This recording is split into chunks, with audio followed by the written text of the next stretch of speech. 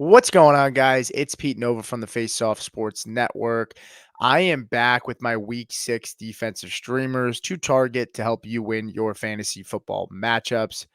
Look, we've had a really successful season.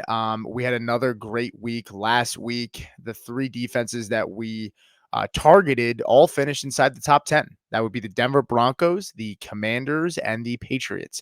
None of those defenses were 30% rostered or more across fantasy formats. Broncos came in at 3, Commanders at 5, and the Patriots at 10. So if you tailed us last week, if you've been tailing us since the beginning of the season, I'm hoping and I'm sure that these plays have helped you out to win your matchups. And we're looking to keep things moving here. The three defenses that I'm going to provide are actually not even 19% or more in terms of rostership across fantasy formats. We're going a little bit deeper in the bag this week, but I really do like these plays. And I feel really confident about the spots for the three defenses that I'm going to identify here. So let's just jump right into the first defense. It's going to be the Houston Texans taking on the New England Patriots. You know, this Texans defense is 17% rostered across fantasy formats. And, we get the low point total with this game. It's the third lowest on the week at 37.5. Unfortunately, we don't get the home team here. So we do get an away team, but I feel extremely confident in this Houston Texans defense this week. They're taking on a Patriots offense who, since week 3 are the worst offense in EPA on the season. And this is a team who is struggling to throw the football right now. They want to run the football, and this offensive line is just one of the worst in the NFL. Right now, the offensive line is first in terms of pressure rate given up to the quarterback position, and second in terms of total pressures given up to the quarterback position on the season. They go up against a Texans defense who is number 1 for pressure rate per play on the season and fourth in terms of total pressures on the season. So it's an amazing matchup for this Texans defense against a struggling Patriots offensive line. And it's not a great spot for that Patriots offense to get right this week. And I don't expect that to happen. This Houston Texans defense has been playing better. They gave Josh Allen a lot of trouble last week and got to him a good bit. And I expect that to continue here. This is a talented defense, going into a second season with D'Amico Ryans as the play caller. And there's still a lot of newer guys and young guys on this defense. They're trying to figure it out, but I think they're going to continue to improve. And this Texans offense can provide a lead for this defense to pin their ears back and go get the quarterback, which is unfortunately not what the Patriots want to do. They're going to want to try to control the football, but I don't expect them to score a lot of points, which should provide a good floor. And then if we get the sacks and the turnovers, it's going to make for a really good spot for us in terms of fantasy points on the week. The total is 37.5, but Vegas is projecting the Texans offense to score 22.5 of those points. So that means they're not really expecting this Patriots offense to do much. And, I look back at that Jets primetime game where the Jets got 7 sacks against this Patriots offense because they were playing with a lead and forced the Patriots to throw the football. And I expect that to be similar in this game. I don't think this Patriots offense gets things going here. My second play is going to be the Philadelphia Eagles taking on the Cleveland Browns. Now, just 18% rostered across fantasy formats. We get the home team here. We get the home team in the Eagles. We get a medium point total, about 43.5. The average is usually around 45 and a half, 45 and a half on the week.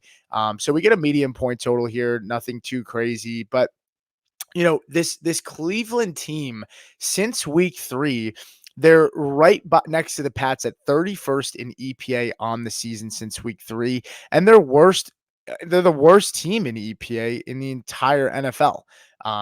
We watched what happened with the Commanders last week, and I think the Commanders and the Eagles defense are very similar.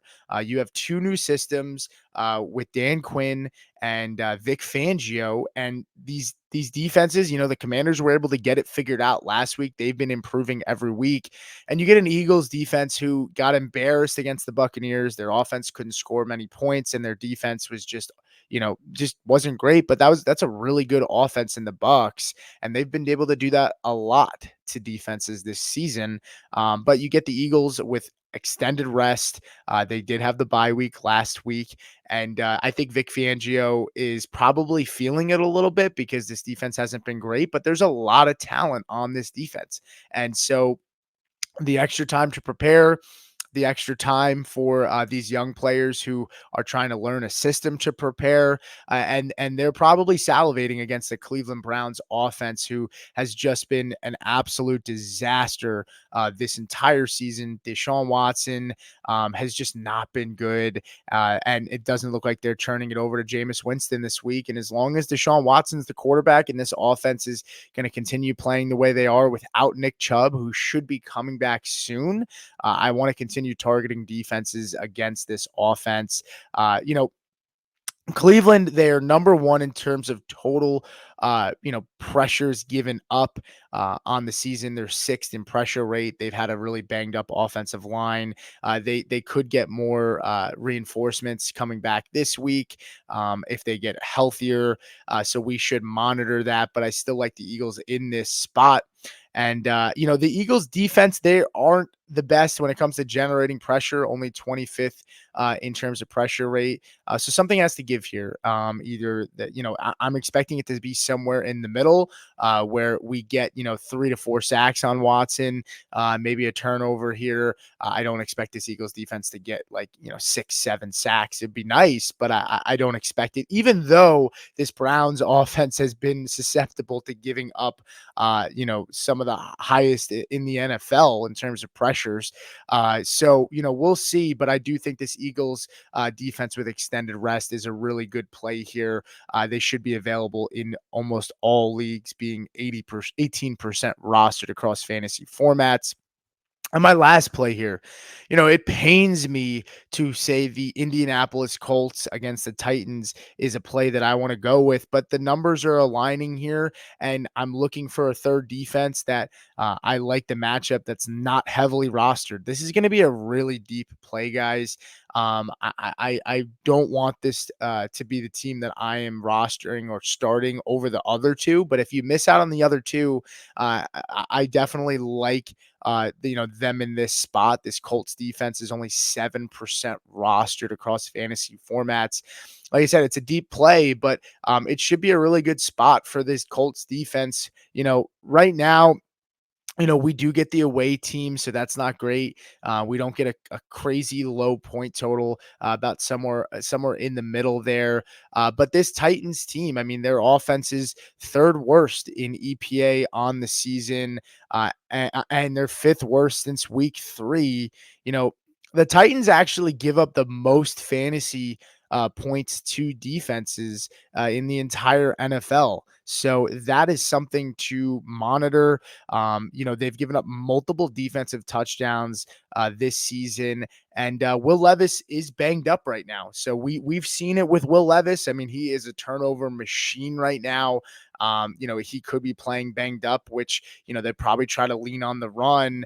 But if this Colts offense can continue to play well, if Flacco gets the start and they can put up points, it might force this Titans offense to throw the football a little bit more.